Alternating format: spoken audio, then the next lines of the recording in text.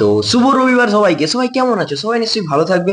তো আজকের একটা নতুন স্পেশাল ডে বলতে আজকে আমাদের কলেজে বৃষ্টি হয়েছে গাইস। তো সকাল সকাল উঠে তো খুবই খুশি। বৃষ্টি হয়েছে অন্ধ্রপ্রদেশে, ভাই একটা আলাদা লেভেলের আনন্দ লাগছিল।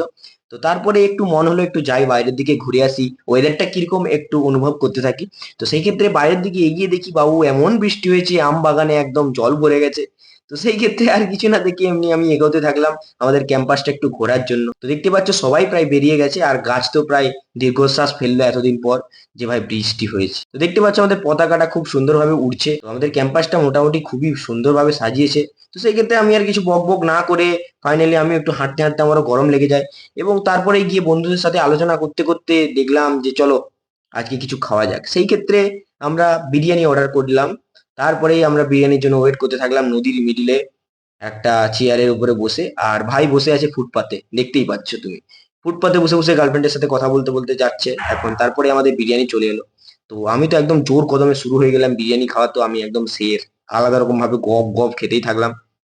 তো তারপরেই সে দেখি আর খেতে পারলো না, ফাইনালি আমাদের প্যাকিং করে সে নিয়ে চলে যাচ্ছে রুমের উদ্দেশ্যে। তো কিন্তু আমি একাই 100 ভাই খেয়ে শেষ। ফাইনালি রাস্তায় দেখা হয়ে গেল ভাইয়ের এক্সের সাথে।